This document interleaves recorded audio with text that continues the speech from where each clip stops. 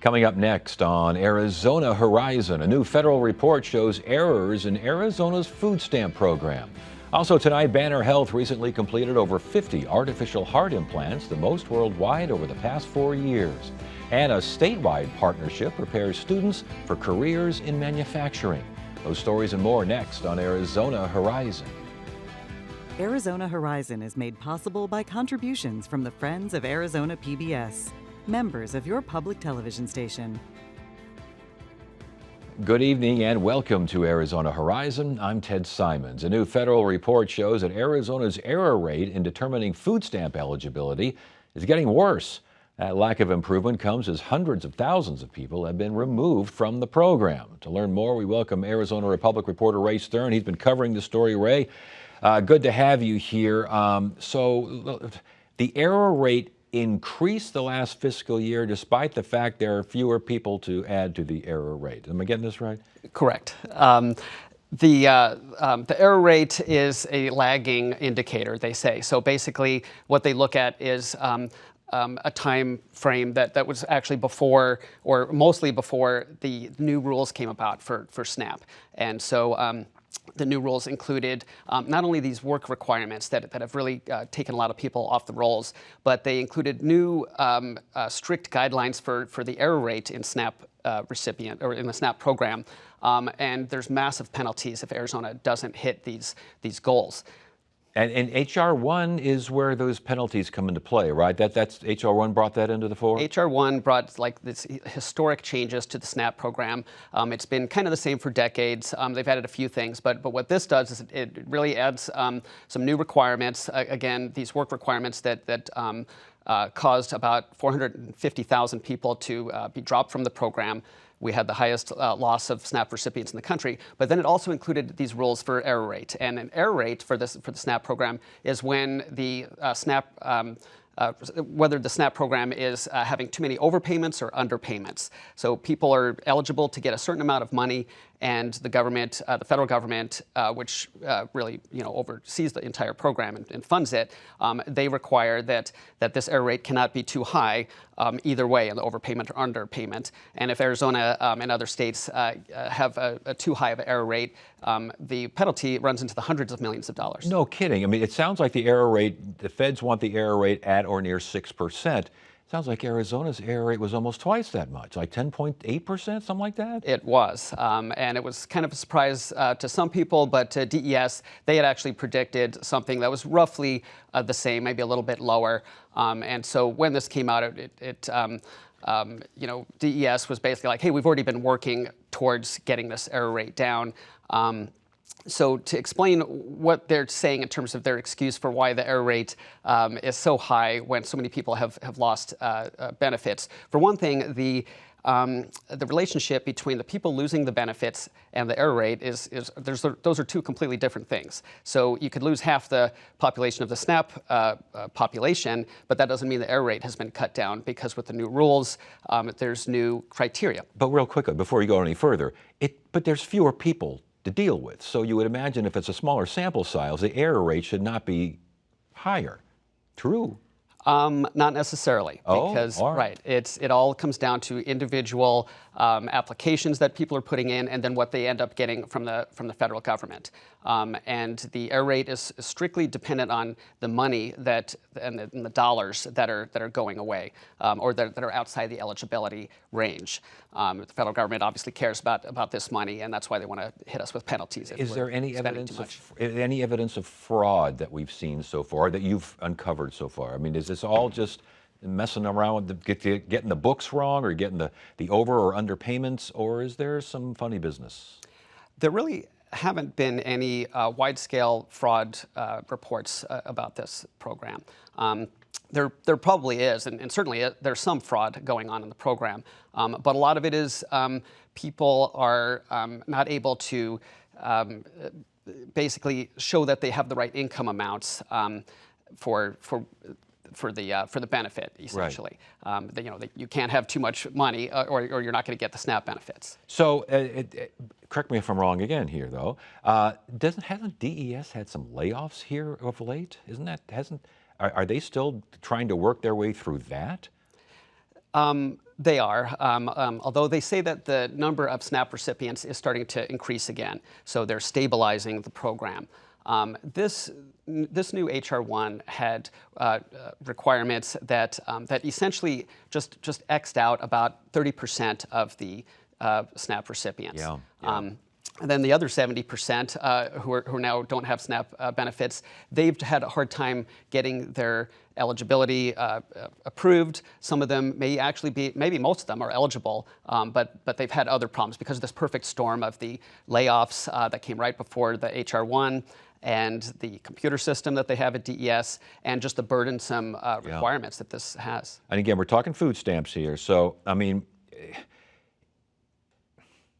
if Arizona does get its error rate down to certain levels, does that mean the fine, the penalty that we have to pay, does that go down as well? I mean, and what realistic, when you're at 10.8, can you realistically get at anywhere near 6%?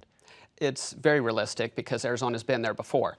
And the penalty that we'll pay is kind of staggered so that if we can get it under 10%, then instead of having to pay $208 million in our fiscal year 2028, we will only pay $139 million if the error rate is between 8 and 10%. Yeah. So obviously that's a pretty big savings, and the state would very much like to get that.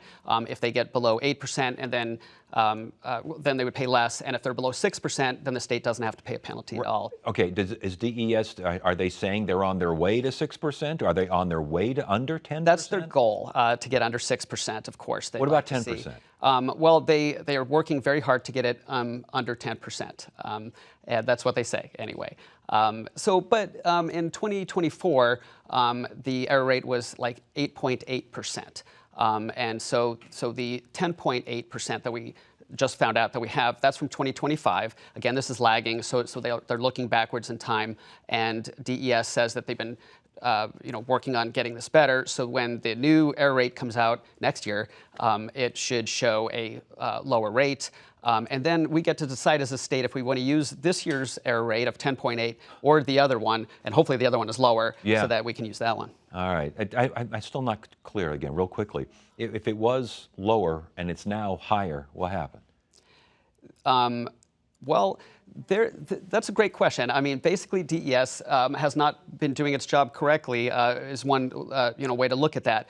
It's a complicated issue. One of the things that they had been doing, for example, is if a person said, "Well, I didn't make that much income. Here's all my records, but I don't have all the records to show that I didn't quite make that much income. So can I just give you a attestation?"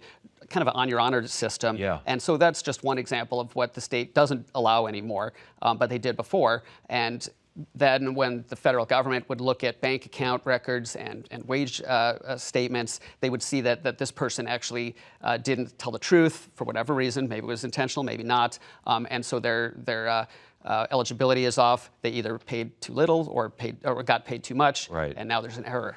All right, Ray. Holy smokes! What a complicated. Great job reporting on this. Ray Stern, Arizona Republic, azcentral.com. Thank you so much, man. Appreciate it. Thank you. The police are here about Bernadette's disappearance. I'm afraid we fished her body out of the river this morning. And it appears her death wasn't an accident. Are any of you familiar with this? Whoever dies wearing the scapular shall not suffer eternal fire. How did Bernadette get out of here? Clothes were hanging from the window. So was the victim already dead, or did she drown in the river? How do you explain the salt water in Bernadette's lungs? Saturday night at 9 on Arizona PBS. D.I. Monroe is D.I. Metcalf's replacement. This is Patience Evans. She's not a police officer. She wants me off all of the cases. She has a brilliant mind. I just don't know how to be. She does have a knack of being right. I've seen this before. We haven't got much time. Sunday night at 7 on Arizona PBS. Sometimes you just want to celebrate America's new birth of freedom. It's a dream that I thought would never happen. Let's do it! It means that anything is possible. That is a perfect recipe for anything.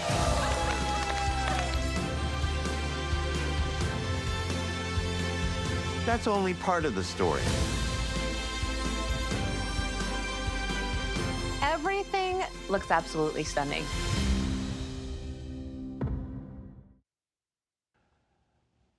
Banner Health has completed more than 50 total artificial heart transplants. That sounds like a lot. It is. It's more transplant procedures than any other center worldwide since 2022. Artificial heart implantation is a crucial step for those with end-stage heart failure waiting for a donor heart to become available. Dr. Francisco Arabia joins us now. He's physician executive of Banner's Advanced Heart Failure Program.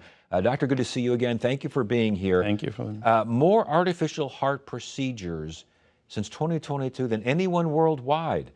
That surprise you? That is. It's, you know, the number has been increasing more and more, and it's primarily because the demand for human hearts continues to increase, but the supply has been fairly stable over the last few years.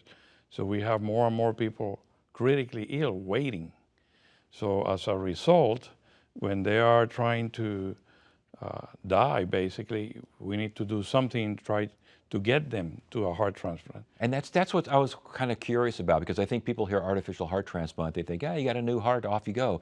No, this is kind of a bridge until you get that donor heart, correct? That's correct. That is where we are in the state of the technology at this time. We hope that over the next few years, we will have artificial hearts that we can put in on a permanent basis, on a long-term basis. Right now, the longest patient who has survived with an artificial heart is at 9 years with the same one. Wow, but that's pretty good. That is pretty good. But we think with that, we can make that better. So we think that we can take patients even longer over time. How are patients chosen to be total artificial heart implant recipients? So they have to qualify for a heart transplant. They have to meet the criteria that they're going to be an adequate heart transplant candidate. The difference is that they have no time to wait for that heart, human heart. Yes. So we have to put the artificial heart as a bridge. Yes. To give them time. So these are folks that are at end stage. They need something and they need it now. That's correct. They don't have the time to wait for heart. The procedure itself, how long does the procedure go on, and what kind of recovery process is involved? Usually, if it's a first time that we are entering someone's chest, for example, we can go from opening the chest to having the artificial heart working in about 4 hours. Wow. But then, usually we have to leave the chest open because they're so sick that we have to leave it open for 24, 48 hours, and then we keep them asleep for that period of time, and then we bring them back and close the chest. Wow. And that's because nowadays the patients that we see are so ill. They usually have other organs that are failing, especially the liver. So they're going to try to bleed after the procedure. Interesting. That's so interesting. Okay, someone has an artificial heart and they're waiting for the, as a bridge, waiting for the donor heart. It's not there, and you think this artificial heart has pretty much run its course. Can you get another artificial? Can you just stack artificial hearts onto the same person? Potentially, we think it can be done. And now there are two types of artificial heart. There is the SynCardia, which is the one that is actually manufactured here in Arizona. And then there is a new one, the Vivacor artificial heart, which is under an FDA trial. So, and we have patients on both of them, and we think that some patients eventually may start with one, and they end up with another one. Right. And then the transplant. Still a pretty tough procedure to go through again after the first time, and you're still waiting for the heart, the artificial heart, the real heart, I should say. It sounds like innovation's aplenty here. Device is getting smaller and smaller? It's not necessarily that it's getting smaller because the size is pretty much the size of the human heart. Okay. Because we remove the human heart. But the technology and how its power is getting better and better, we think. Interesting. And so that means battery life? Is that what we're talking about? Yes, at this point, batteries. Yeah. Post-op, what does the patient, obviously it's been out for a while, it's going to bring back slowly and have, but what can they do? What can't they do? How is life for someone with an artificial heart? Well, we try to get them to do pretty much everything. The only thing they cannot do now is go swimming because they have a drive line coming out of them connected to a driver. Oh, wow. We don't want that infected. But one of the companies is working on a device that will be totally implantable. And the energy will be transmitted, will be powered by energy transmission across the skin, just like the cell phone. Yes. And then there will be no lines. And when that happens, when we get to that point, that will compete with heart transplantation. That rather than having someone get a heart transplant, then they will get an artificial heart. And imagine the number of people that we'll be able to help, because the demand is so high right now. Yeah. We will be able to help a lot more people with artificial hearts. Because those cords are limiting, correct? Yes, they are limited. And so people, the lives are obviously affected, but you're saying there could be a time when there are no cords, and Yes. you could really go about your business. Yes. Is the risk for infection, what are the risk factors involved here? So infection is a major issue, and the main issue is that drive line that comes out of the body, because it has to pierce the skin, and that can get infected, no matter what device, an artificial heart or a ventricular assist device. If we can eliminate that drive line that comes out, we will really be improving the quality of life of many patients, many more than we do with heart transplants. And we mentioned that Banner, you guys, you've done so many here, more worldwide over the past 4 years than any other center. Was that some sort of goal? What is it, a mission? How did all this get started with Banner? Why did you guys jump to the forefront? Well, it's not something that we planned for it, because when we came here to start the program, we never thought that we were going to be doing so many artificial hearts. But as the heart transplant program grows and the demand increases, now you have more patients and more very ill patients that need something. Yeah. So that's where the artificial heart comes in. Last question. Most of these patients from Arizona, are they from around the country, around the world? Well, right now, they're from Arizona. There is one patient that was sent to us from Denver, from Colorado. We expect that we will continue to grow. But this procedure, I have done it in many centers in the US, in Europe, and in Asia. Yeah. So and the team is fabulous. The team that does this is fabulous. Well, congratulations on all the success, and it's interesting to see what the future brings as far as technology and innovation. Dr. Francisco Arabia, Banner University Heart Failure Program, good to have you here, and again, congratulations. Thank you so much. Glad to be here.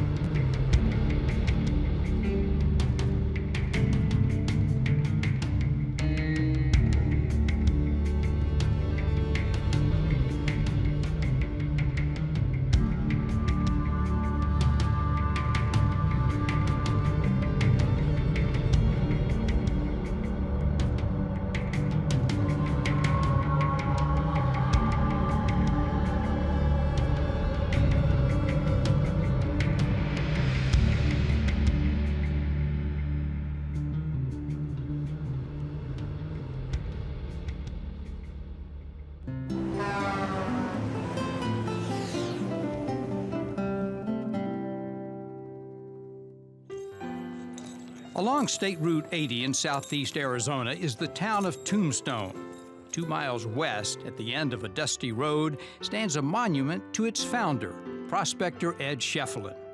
In 1878, Schieffelin sought riches in the untamed Mule Mountains, despite being warned that the only thing he'd find there was his tombstone. Schieffelin cheated death and discovered several rich silver strikes that launched a boom and established the town.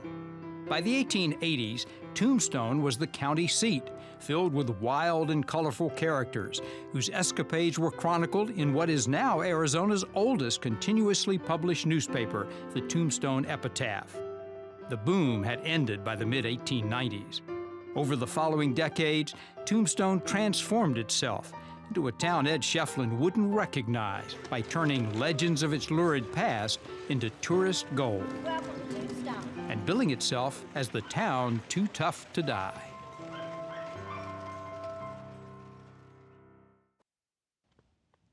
The Ready Tech Go initiative is a statewide partnership between employers and 6 community college districts designed to prepare students for careers in manufacturing. The goal is to equip students with skills to quickly enter the workforce while supporting long-term career advancement. Joining us now is Mary Foote. She's director of the Arizona Office of Economic Opportunity. Good to have you here. Thanks for joining us. Thanks for having me. So Ready Tech Go. Now this already existed, correct? Yes, it's been in operation for several years. Yeah, but now there's an expansion. Yes. So talk to us about this. So we received a grant from the Southwest Border Regional Commission, and it allowed us to expand the Ready Tech Go program from 3 colleges. Currently we're within the Maricopa system, Central Arizona College, and Pima, and now we've been able to expand to rural areas that also have needs for advanced manufacturing. In partnership with Local First, we're at Mojave, we're also at Yavapai and Coconino. When you say advanced manufacturing, what does that mean? Oh gosh, advanced manufacturing is so many things now. It can be, we have partnerships with companies like Freeport and mining, obviously all of the semiconductor fab plants that are coming to the state, robotics. It's a whole lot of different industries that are affected. Yeah, and we're looking right now, this does not look like people on an assembly line putting a car together. I mean, this is a whole different ball game, isn't it? Yes, it is. It's really fun for students.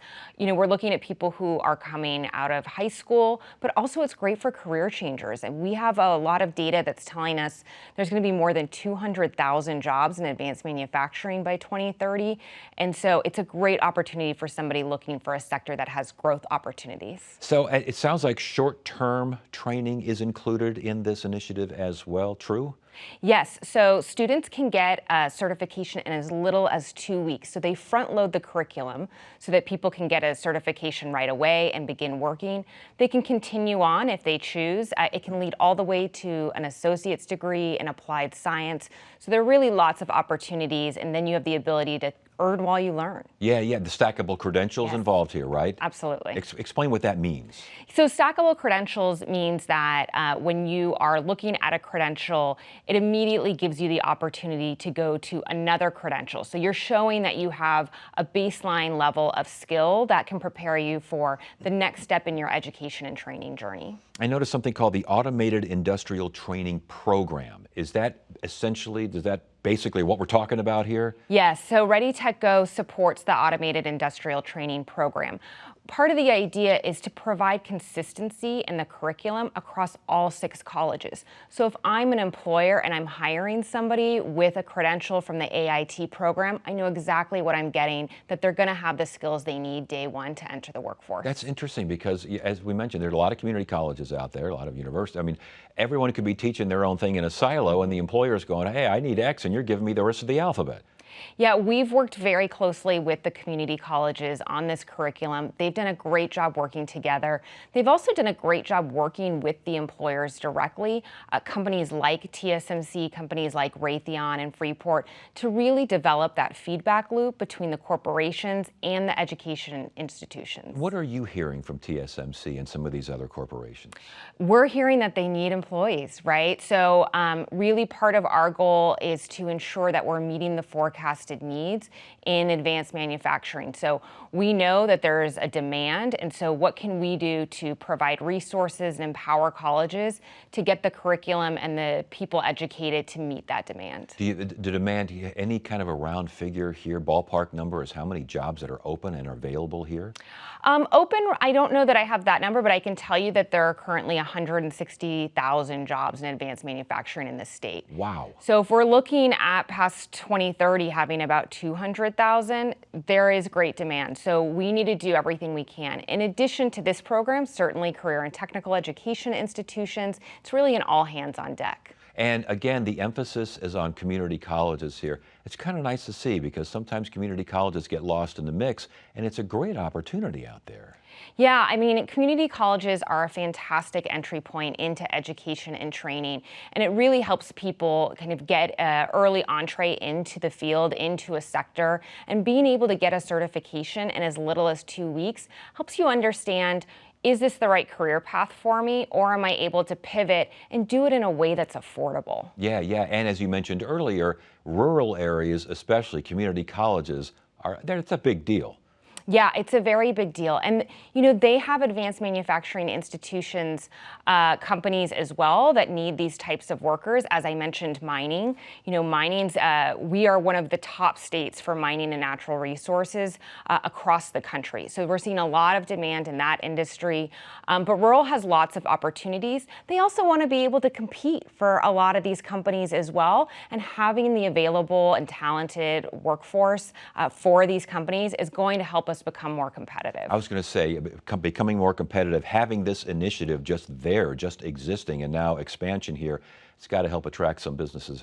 TSMC is a huge magnet, but you could use all the help you can get, I would imagine. Yeah, absolutely. I think the more you get big companies, the more you have supply chain companies looking at your state. And so we really want to show companies that we have the available talent now, but we're also meeting their needs for future growth. This isn't just a great place to land your business, it's also a great place to grow your business, and we want to be prepared for the workforce needed. Last question, is that message getting across? Yeah, I think so. I think we're seeing companies be much more sophisticated in the questions they're asking about workforce, and the state's become much more sophisticated in providing the responses and the resources needed. All right, Mary Foote, Arizona Office of Economic Opportunity. This is the Ready Tech Go initiative that has recently expanded, and you drive by that TSMC, it's like a different world. How many cranes do they have? Yeah, it's a lot. They're doing a lot there, and we're prepared to meet their needs. All right, very good. Good to have you here. Thanks for joining us. Thank you so much. And that is it for now. I'm Ted Simons. Thank you so much for joining us. You have a great evening.